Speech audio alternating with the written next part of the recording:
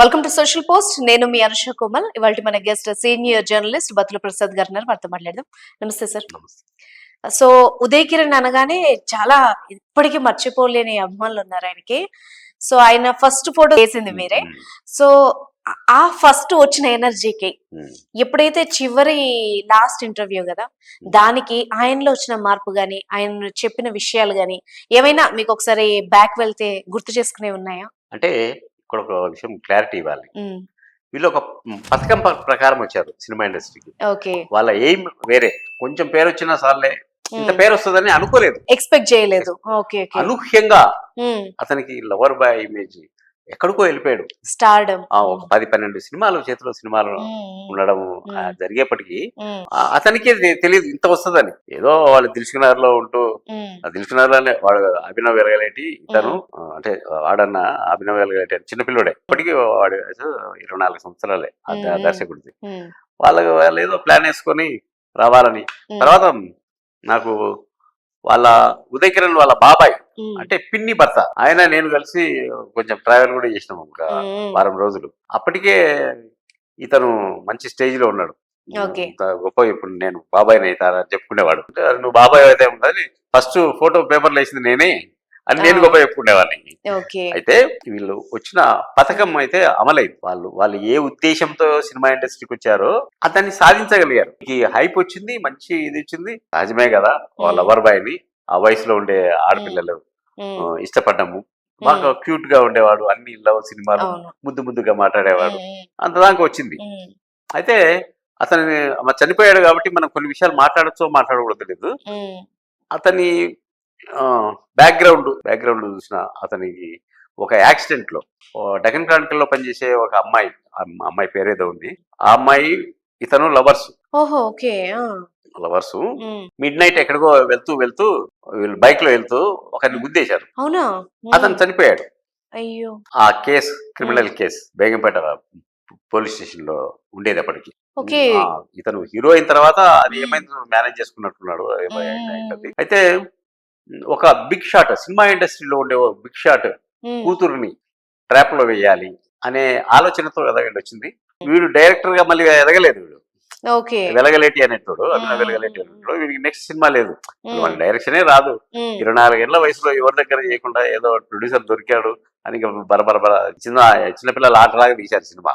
అయితే అతనికి ఉదయ్ కిరణ్ అవకాశం వచ్చింది కానీ ఇతనికి అవకాశం రాలేదు. మళ్ళీ తర్వాత ఏదో పిచ్చి సినిమా తీశాడు, అది ఆడలేదు. వీళ్ళ ఇద్దరి ఇంటెన్షన్ ఏంది, ఒక బిగ్ షాట్ పట్టాలి, సెటిల్ అయిపోవాలి. ఏదో కనపడుతున్నారు, ఎవరో అట్రాక్ట్ అవుతారో పెళ్లి చేసుకుని ఒక పెద్ద నిర్మాత అల్లుడు గాను, లేకపోతే పెద్ద హీరో అల్లుడు గాను, పెద్ద దర్శకుడి అల్లుడు గాను సెటిల్ కావాలనేది వీళ్ళ ఉద్దేశం. వీళ్ళు వచ్చిన మోటివ్ అది. దాని తర్వాత పైకి వెళ్ళాడు, అది ఏదో వాళ్ళ కుటుంబ విషయాలు మనకు అర్థం కావు. ఎంగేజ్మెంట్ అయిన తర్వాత పెళ్లికి వద్దనుకున్నారు. ఏమేమో జరిగిన తర్వాత మన వాడికి సినిమాలు తగ్గాయి. సినిమాలు మెల్లమెల్లగా తగ్గుతూ వచ్చినాయి. దాని కారణాలు వేరే అనేకం ఉన్నాయి.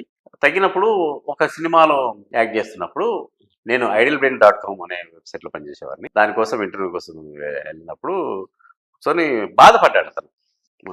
నేను పైకి ఎక్కలేను సార్, నేను ఇట్లా నా మీద నన్ను తొక్కేశారు. ఇవి అడ్వాన్స్ ఇచ్చిన నిర్మాతలు కూడా కొందరు అయితే అడ్వాన్స్ వదిలేసుకున్నారు, కొందరు మళ్ళీ వెనక్కి అడుగుతున్నారు. కొత్తగా ఎవరు ప్రొడ్యూసర్స్ రావట్లేదు, ఆగిపోయింది మొత్తం అని అతని ఆవేదన. అయితే of the record, on the record, కొన్ని ఆఫ్ ది రికార్డ్ చెప్పుకున్నట్టు ఉంటాయి, కొన్ని ఆన్ ద రికార్డ్ చెప్పుకున్నట్టు. అట్లాంటి చెప్పుకున్నాడు. అప్పటికే డల్ అయిపోయాడు మనిషి. అప్పటికి పెళ్లి కూడా అయినది. ఇది ఈ ఇంటర్వ్యూ జరిగిన ఒక 2 నెలలకు అనుకుంటా.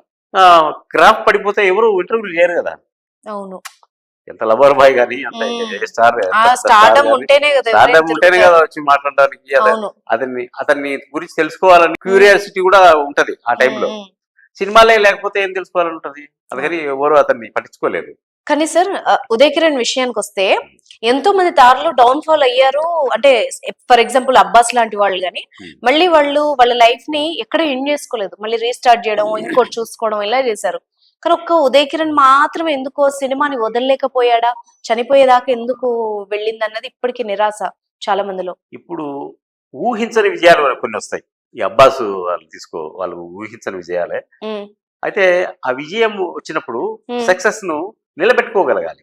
టక్కన మిడ్ నైట్ ఒక పెద్ద స్టార్ వచ్చింది అనుకో, ఉమ్, దాంతో పాటు మన శరీరంలో ఉండే కొన్ని ఉమ్, పని చేస్తాయి, మెయింటైన్ చేయడము. అప్పుడు ఉమ్, స్టార్డమ్ వచ్చి చుట్టుపక్కల వాళ్ళు జరగొడతారు, అప్పొక్క ఉమ్, సార్ నువ్వు అది ఇది ఇది ఇది అని. అవును, అది స్వయంకృత అపరాధాలు, అంతే అంటారా? అది అన్ని ఉమ్, స్వయంకృత అపరాధాలే. వాని కెరియర్ ను ఉమ్, నిలబెట్టుకోవడం అంటే నెక్స్ట్ సినిమా చూస్ చేసుకోవడము. ఉమ్, ఇప్పుడు అతను తరుణ్ ఉన్నాడు, తరుణ్ కూడా లవర్ బాయ్, బ్రహ్మాండమైన సినిమాలు వచ్చినాయి. అవును, ఉన్నట్టు ఉండేందుకు డౌన్ ఫాల్ అయ్యాడు, అవును, అది స్వయంకృత అపరాధం. అవును, ఎందుకంటే ఆ వచ్చినప్పుడు వాళ్ళ అమ్మ జోక్యం చేసుకొని, మా వాడు పెద్ద స్టార్ అయ్యాడు, ఈ సినిమాలే ఇట్లాంటి సినిమాలే చేస్తారు, ఈ కథ ఇలా ఉండాలి అది ఉండాలి ఉమ్, ఉమ్, వాళ్ళు శాసించేపటికి ఉమ్, ఆమె తట్టుకోలేక వాళ్ళు పక్కకి వెళ్ళిపోయారనమాట. అట్లా స్వయంకృత అపరాధాలు ఉంటాయి కొన్ని. ఉమ్, వాళ్ళకి వాళ్ళు చెడగొట్టుకుంటారు, ఉమ్, లేకుంటే వేరే వాళ్ళు చెడగొడతారు. ఓకే. కానీ ఉదయకిర విషయానికి వస్తే ఎవరు ఊహించనంత స్థాయికి వెళ్ళాడు. అంటే మెగాస్టార్ చిరంజీవి కూతురుతో మ్యారేజ్ అంటే మామూలు విషయం కాదు కదా. ఉమ్, మెగా ఫ్యామిలీగా అల్లుడు తుట్టిలో తప్పింది. ఉమ్, ఆ తప్పడం ఏదో ఒక ప్రవర్బ్ ఉంటుంది, ఎక్కడానికి ఒక్కొక్క మెట్టు ఎక్కాలంట. ఉమ్, అదే ఫాల్ డౌన్ అయినప్పుడు ఒక మెట్టు దాటితే చాలు, మొత్తం ఉమ్, నేలకు వచ్చి నిలబడతారు. ఉమ్, ఒక్కొక్క మెట్టు దిగే పని ఉండదు, అవును, సర్రం జారి పడ్డమే. అదే ఉమ్, జరిగింది ఉదయ్ కిరణ్ విషయంలో. ఉమ్, అయితే ఉదయ్ కిరణ్ కు అంత స్టార్డమ్ చూసిన వాడు, అంత ఇమేజ్ వచ్చింది, ఉమ్, లవర్ బాయ్, ఉమ్, మంచి క్రేజ్. ఉమ్, అంటే ఏ వాళ్ళ ఫ్యామిలీ బ్యాక్గ్రౌండ్ చూసుకుంటే ఏమి లేదు, ఉమ్, ఓ మిడిల్ క్లాస్ అబ్బాయి ఉమ్, ఒక రేంజ్కి ఎదిగాడు. అంత విజయాన్ని చూసిన వాడు ఉమ్, డౌన్ ఫాల్ చూసి తట్టుకోలేకపోయాడు. ఉమ్, ఒకసారి కింద పడేప్పటికి వాడికి ఏం అర్థం కాలేదు, ఉమ్, తట్టుకోలేకపోయాడు.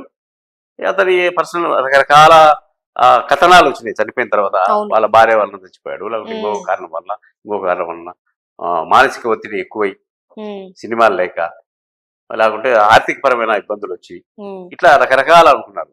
ఉమ్, కానీ ఎందుకు చచ్చిపోయాడు అనే విషయం అతనికి ఒక్కరికే తెలుసు, నిజంగా మిగతా ఎవరికి తెలియదు. కర్ణుడి చావుకి 100 వంద కారణాలు కారణాలు అన్నట్టుగా. అన్నట్టు. ఆ కారణం నిజంగా. అంటే ఉమ్, ఈ మీడియా ఏముంటది, అప్పుడప్పుడే మీడియా ఎదుగుతుంది, అవును. ఎవరికి తోచిన కారణాలు వాళ్ళు ఉమ్, వేసుకున్నారు, చెప్పుకున్నారు అన్నమాట. ఉమ్. అది thank you very much sir. మంచిది.